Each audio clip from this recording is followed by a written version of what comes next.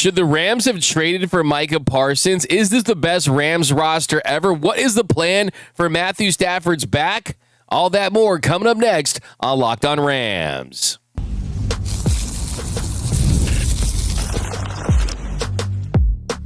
You are Locked On Rams, your daily Los Angeles Rams podcast. Part of the Locked On Podcast Network, your team every day.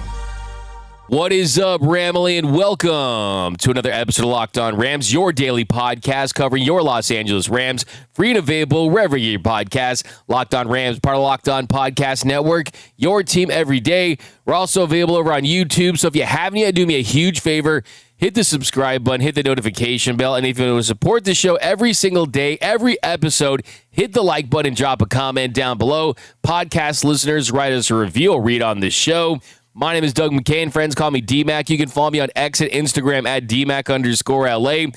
I've covered LA sports for over a decade, 24/7 sports, Bleacher Report, SI, Dodgers Nation. I also do NFL radio for Westwood One. Today, I'm flying solo. The People's Champ, Mr. Travis Rogers. He's still out on vacation. He'll be back with us next week. But we've got a jam-packed show. Is this the best Rams roster ever heading into a season? What is the Rams' plan for Matthew Stafford's back this season?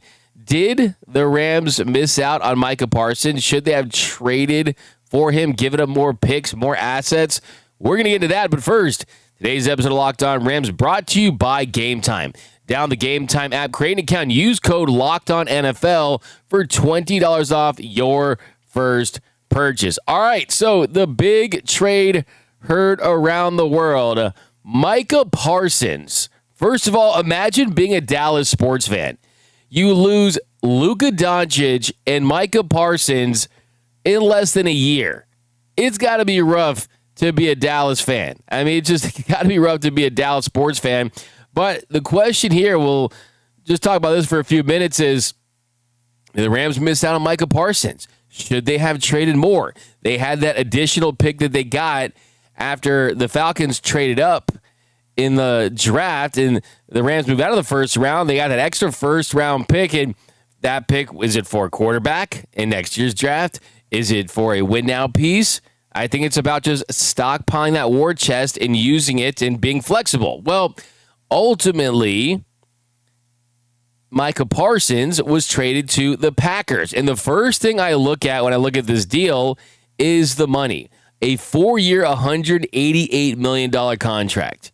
And when we talked about Micah Parsons on this show, we talked about him getting TJ Watt level money. Would he get Myles Garrett level money? Well, he ended up getting $47 million per season. That was more than I had expected. That's more than anyone had expected. That is a ton of money. And yes, he's fantastic. 52.5 sacks in 4 seasons. Had 12 last year in just 13 games. But the first you look at is the kind of contract you would have had to commit to for Micah Parsons. And then there is the draft capital. So overall, when you look at the picks, the Rams definitely could have gotten down with the picks. You look at 2 first-round picks for him and defensive tackle Kenny Clark, who was a stalwart in their organization, someone who's been there for a long time, a UCLA Bruin, someone that it doesn't have an insane future as a foundational piece for them, but he is a solid piece. But it really was one of those 2 first-round picks and committing to a $188 million salary. I think at that price, I'm okay with the fact that the Rams did not get Micah Parsons, because you would have had to include 2 picks at least. So there goes the 2 first-round picks. And then $47 million a year for Micah Parsons. And then you would have to include someone like a Byron Young. Who knows? Do they want Jared Verse? Who knows? Right? So you would have had to include it wouldn't have broke my heart to see Byron Young go if you're getting Micah Parsons, right? But if it was for 2 first-round picks, Byron Young, and maybe $41 million a year, you look at this year's team, edge rushers are extremely valuable. Maybe you start to think about it. But I think the issue for the Rams is you don't have a natural successor for Matthew Stafford. Yes, we love the success that Stetson Bennett has had. I can tell you from talking to people in this organization that they don't feel like that is the plan for him. I mean, that's his ceiling. I mean, it's not impossible, but at least the plan that they have is not for Stetson Bennett to be the long-term solution at quarterback for this Rams organization. They feel like you have to find that quarterback in the NFL draft because those guys that you see leading the league, Lamar Jackson, Josh Allen, Patrick Mahomes, Jaden Daniels. You see those top quarterbacks. They're the one they're facing in week 1, CJ Stroud. The top QBs you find in the NFL draft. And yes, the Rams, I don't want to say got lucky, but it was an exception that they were able to trade for someone like Matthew Stafford at an age where he still had prime years left and they still had a roster intact that could go after a Super Bowl, and it worked. They won the 2021 Super Bowl, Super Bowl 56, right? So that's rare. And the chance of that happening again are rare. And if that happens for someone like a Joe Burrow type, right? Someone that still is young enough to where you could still get him for a long enough championship window that you could justify giving up top assets. But the best way to go about it, the best way to make this happen is use picks to get a quarterback in the draft, have him on his rookie deal, put pieces around him. Hopefully that guy works out. Then you sign him to an extension, and you have a stable quarterback for a decade plus. That is the dream for all these organizations, and I think that is the plan for this Rams team. It feels like it. It sounds like it. Just from a vibes check standpoint, they want Arch Manning. They want Arch Manning, and there's no doubt about it at this point. And yes, you would have to give up a lion's share. It would be a Godfather offer. I'm going to make him an offer he can't refuse. I'm a reasonable man. It would have to be something like that to get up and get him. But this is a Rams team that takes big swings. They're bold. And for anyone that's saying that's not a possibility, just go and look at what they did for Jared Goff. So, I mean, it's literally what this organization does. So, I don't feel bad about the fact that they did not get Micah Parsons based on what the Packers gave to get him. But another way that this impacts the Rams is that this is a Packers team that's in the NFC. This is a Packers team that has the talent to contend, whereas the Cowboys, they didn't. Remember, the star on their helmet, it's not a logo, it's a rating, right? 1-star franchise when you look at that, what they do. I mean, the Cowboys have done less with more than any franchise in the NFL for the last 25 to 30 years. And the Packers, though, are a team that you got a good coach intact. You got a Jordan Love that still has a lot of upside that I don't think that he's reached. So does this put another contender in front of the Rams that they might have to deal with when the playoffs roll around? That's something to consider.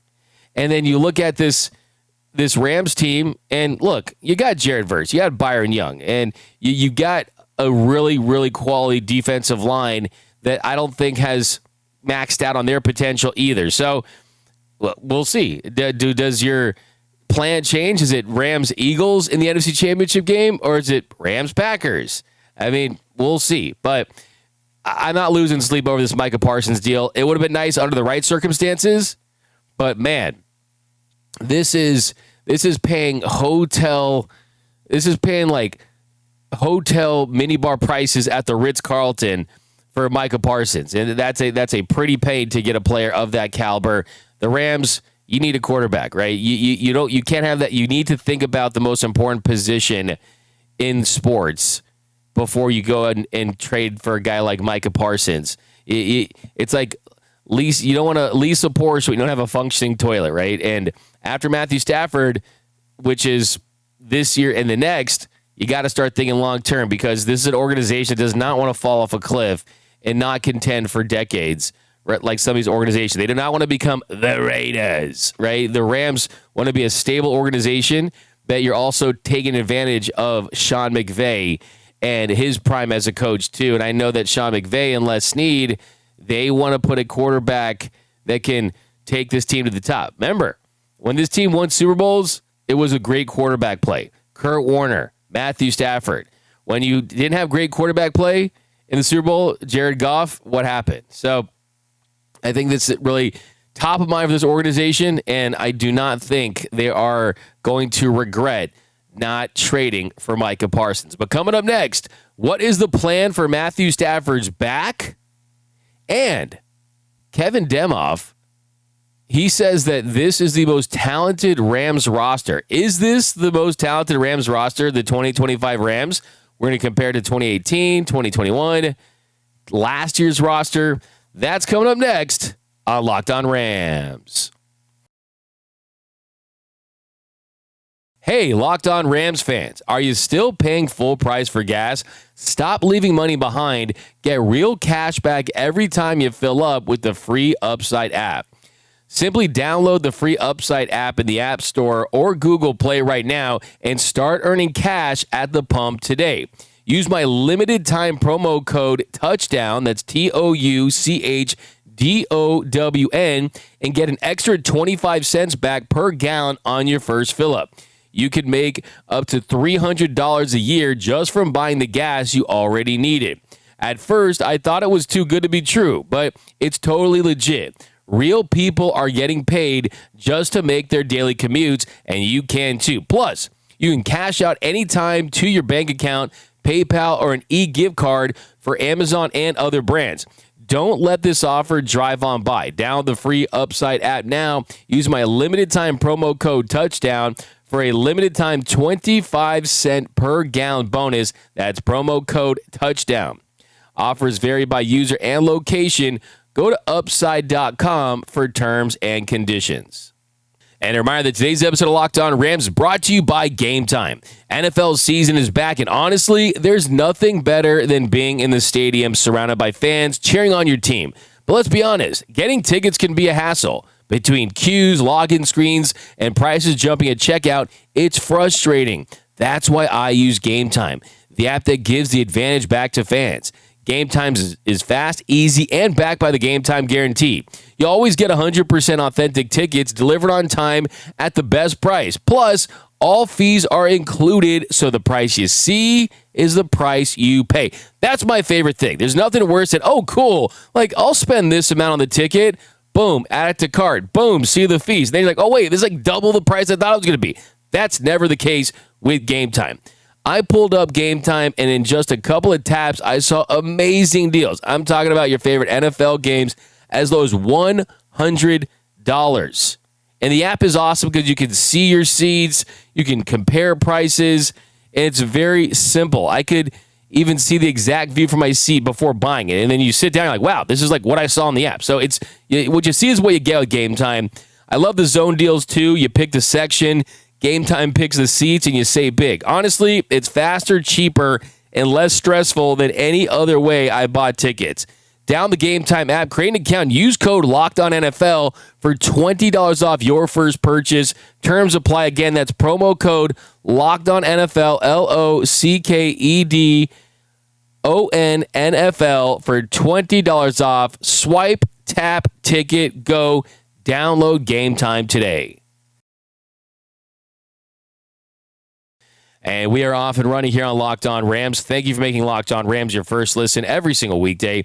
Free and available wherever you get your podcasts. Locked On Rams, part of Locked On Podcast Network, your team every day. I want to give a special shout out to those everyday listeners out there watching and listening to every single episode of Locked On Rams, Monday through Friday. And also, we've got the squad show. It's the Mob Squad, myself, Gavin Carlson, and former Ram Michael Brockers, my guy Brock. We just dropped an episode yesterday, and we're going to do one during the week and immediately following every single Rams game this season. So lock in for that. For the new viewers, new listeners, a lot of you lately, join the Everyday Listeners Club. That's where you watch or listen or do both to every single episode we drop, and then you won't miss a thing about your Los Angeles Rams. But okay, here in our second segment, a little update on Matthew Stafford. So we learned yesterday after practice that the Rams did get a really nice clean bill of health.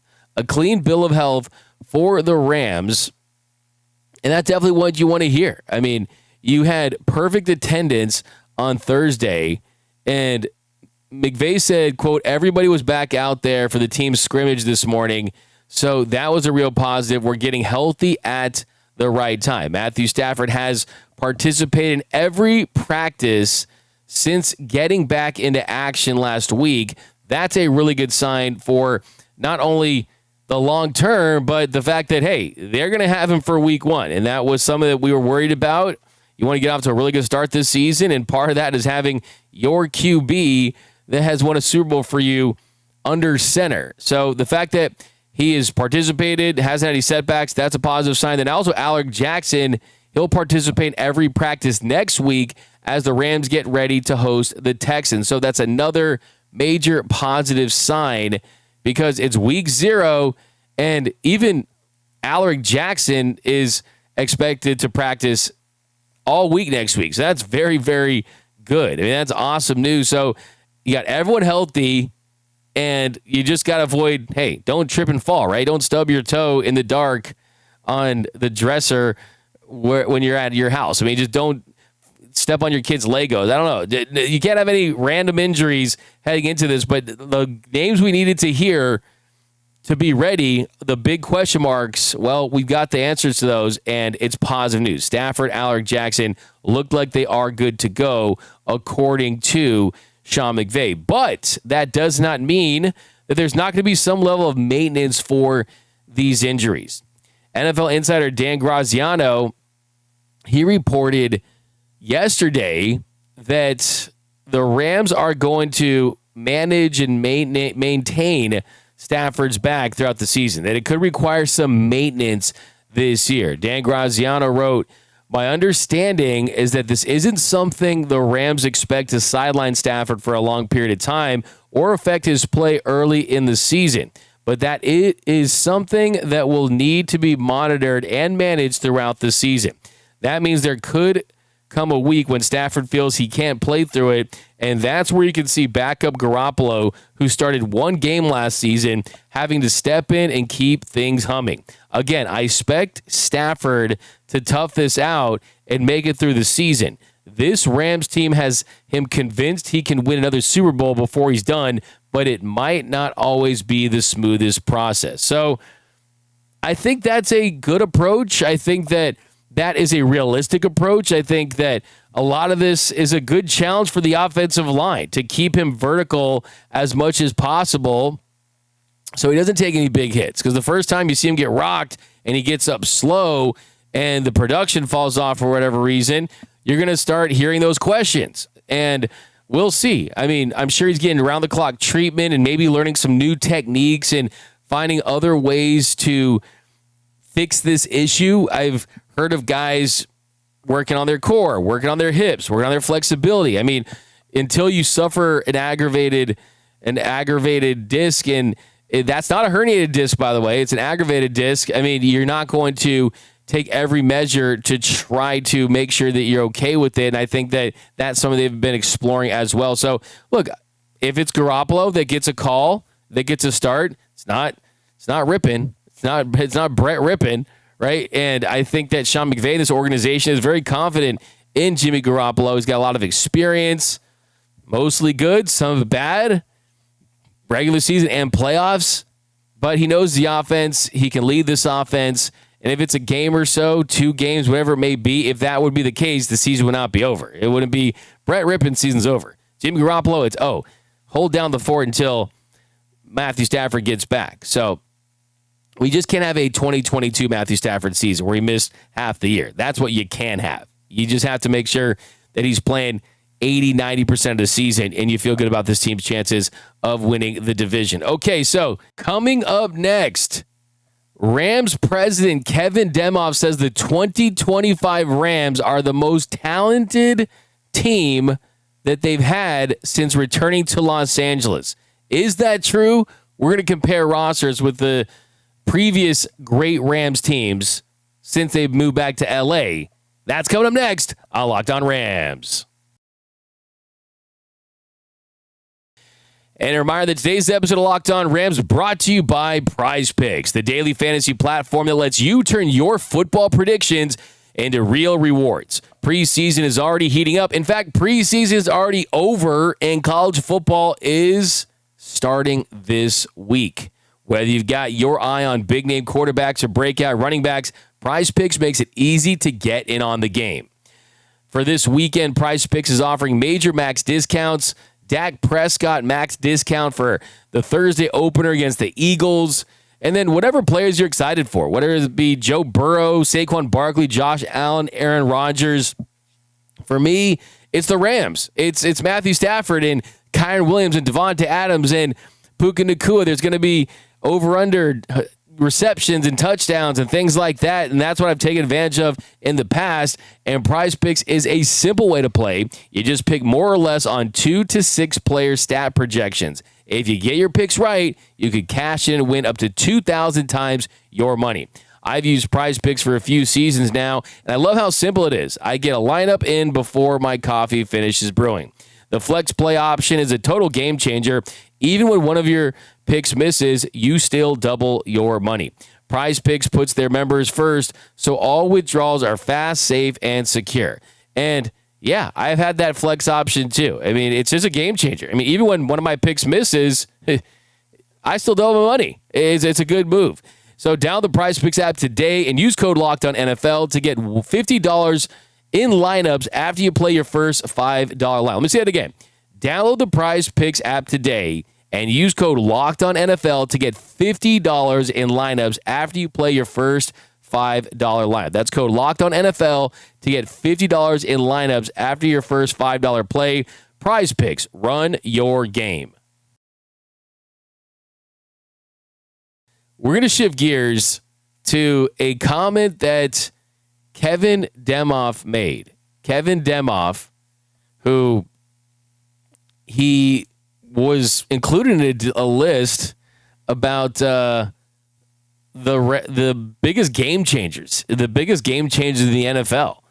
He was in that list, which is very impressive. I mean, he has a very interesting role on this team where he kind of mixes both things, right? I mean, he's a part of a lot of the ideas, the development. I mean, he's the president of a lot of different areas for this franchise where, hey, we just saw those new midnight mode Rams jerseys, and I'm sure he was heavily involved in that. But yeah, this is actually his first year as the president of team and media operations for Kroenke Sports Entertainment, and his 16th year as the team president for the Rams. So he wears a couple different hats for sure, but I'm just operating on the comment that he made about the 2025 Rams. I'm going to talk about that. He said, quote, "I think this is the most talented team we've had since we've been in Los Angeles.